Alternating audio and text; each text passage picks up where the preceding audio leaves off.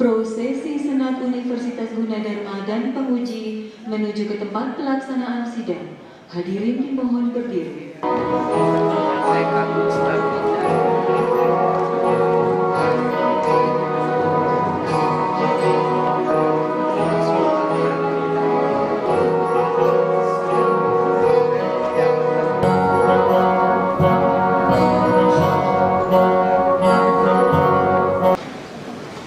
Promovendus Irwan Daru Dananjaya dipersilahkan memasuki ruang sidang.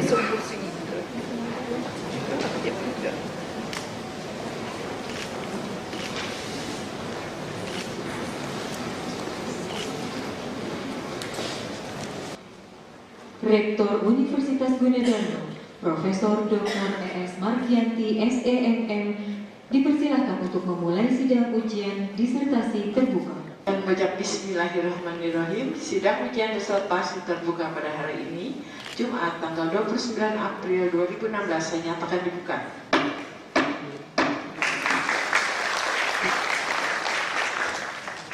Dalam sidang ujian ini, Saudara Promovendus akan mempertahankan disertasi dengan judul Pengaruh Langsung dan Tidak Langsung, Dimensi Faktor Internal dan Dimensi Faktor Eksternal terhadap kinerja melalui jaringan bisnis dan sosial pada usaha kecil dan menengah atau UKM mebel kayu di Kabupaten Jepara. Saudara Promovendus, apakah saudara sudah siap mempertahankan disertasi saudara? Silakan saudara Promovendus menjelaskan disertasi pada sidang ujian ini selama 15 menit. Terima kasih. Assalamualaikum warahmatullahi wabarakatuh. Terima kasih atas waktunya. Pada siang hari ini saya akan mempresentasikan dan sekaligus mempertahankan hasil disertasi saya dengan judul Pengaruh Langsung dan Tidak Langsung, Dimensi Faktor Internal dan Dimensi Faktor Eksternal terhadap kinerja melalui jaringan bisnis dan sosial pada usaha kecil dan menengah atau UKM mebel kayu di Kabupaten Jepara. Promotor Bapak Profesor Dr. Suryo Budono Menstat dan Promotor Bapak Dr. Adi Kuswanto Dendira. Latar belakang masalah pemerintah berkaitan dengan kebijakan-kebijakan dan peraturan-peraturan selalu berupaya untuk mendukung adanya peningkatan terhadap kinerja UMKM. Salah satunya adalah undang-undang pengadilan yang berkaitan dengan undang-undang daerah, di mana bahwa dengan adanya pola pemerintahan ini diharapkan para pengusaha besar dapat mendampingi atau membina, bahkan sampai dengan memberikan sumber dana pada pengusaha-pengusaha menengah ataupun pengusaha-pengusaha kecil.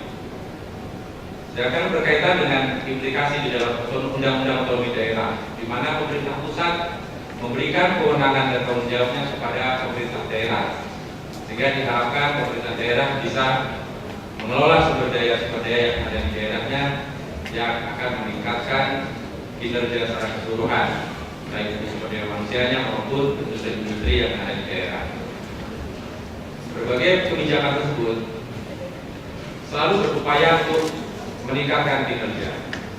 Namun bukti-bukti empiris di dalam penelitian menyatakan masih terdapat beberapa permasalahan-permasalahan, seperti adanya tingkat suku bunga yang tinggi, kemudian harga bahan baku yang selalu naik, kemudian Pemda sendiri yang sebagai mengeluarkan regulasi namun juga masih belum mampu mendukung sepenuhnya terhadap UMKM. Hal ini juga dilakukan penelitian oleh Samusir. Secara umum bahwa penelitian tersebut bisa dikategorikan menjadi suatu kelompok-kelompok atau faktor-faktor, yaitu faktor internal dan faktor eksternal. Faktor internal, seperti penelitian yang dilakukan oleh Samusir, bahwa faktor internal terdiri dari aktivitas yang sangat rendah, kemudian rendah, kemudian tingginya biaya produk, dan rendahnya desain eksternal. Jaringan masih lemah, kemudian sarana usaha yang merupakan dukungan dari pemerintah juga masih relatif kurang, dan informasi atau akses pasar yang masih rendah, serta adanya kurangnya bahan baku.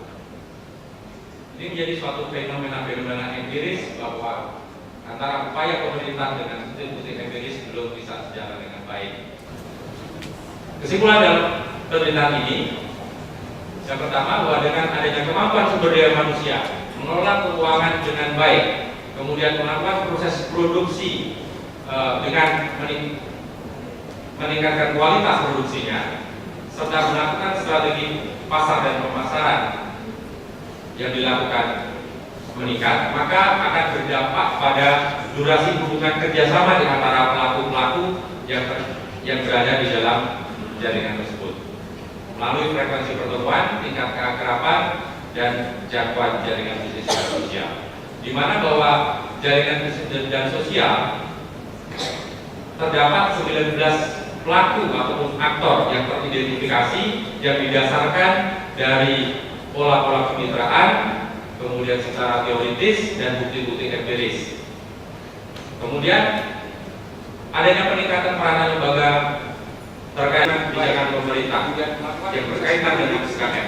Kemudian peningkatan perekonomian wilayah sekitar juga akan memberikan dampak terhadap peningkatan jaringan bisnis dan sosial. Selanjutnya, kesimpulan yang kedua, bahwa dengan adanya jaringan bisnis dan sosial dan jaringan bisnis dan sosial tersebut dapat ditingkatkan melalui durasi hubungan kerjasama yang semakin lama, frekuensi pertemuan, dan tingkat keakraban yang semakin sering, serta jumlah jangkauan dalam jaringan itu semakin luas, maka akan dapat meningkatkan kinerja finansial dan kinerja non-finansial. Implikasi dari penelitian bagi akademis bahwa dinyatakan peranan jaringan bisnis dan sosial bisa memberikan kontribusi terhadap peningkatan kinerja. Maka hal ini tentunya menjadi suatu kajian atau ada temuan bahwa di dalam jaringan bisnis dan sosial menjadi satu kesatuan yang berinteraksi sehingga bisa meningkatkan pertumbuhan kinerja UKM baik secara finansial maupun non finansial. Dan bagi UKM di dalam jaringan perlu adanya pengelolaan jaringan, pelatihan, pembinaan, serta pelatihan-pelatihan secara teknis maupun manajerial. Karena di dalam pelatihan ini akan bukan hanya berdampak atau mendapatkan keahlian saja, tetapi ada memperoleh berbagai informasi mengenai perkembangan UMKM dan mendapatkan sumber daya yang lain. Bagi regulator, bahwa perlu dibentuk adanya suatu lembaga khusus untuk mensinergikan secara kolektif dan terlembagakan di antara pelaku-pelaku, baik itu pelaku jaringan bisnis maupun jaringan sosial. Kemudian pemerintah melalui dinas perindustrian dan perdagangan diharapkan bisa membantu atau sekaligus bisa memasarkan dan melakukan penjualan atau pembelian terhadap produk-produk mebel kayu yang ada di Kabupaten Jepara, dan memberikan atau membuat skema pembiayaan yang lebih murah, lebih tingkat bunganya lebih kecil, sehingga mampu atau kemampuan dari usaha kecil ini bisa meminjam dananya terhadap lembaga-lembaga yang sebagai penyandang dana. Kemudian bagi usaha menengah perlu adanya peningkatan kualitas produk mebel melalui pelatihan dan pengembangan produk dengan melakukan inovasi dan standarisasi produk yang berimplikasi nanti pada adanya sertifikat HACCP. Hal ini agar secara produk bisa bersaing secara internasional. Demikian presentasi dari saya. Mohon maaf apabila ada kekurangan. Terima kasih. Wassalamualaikum warahmatullahi wabarakatuh.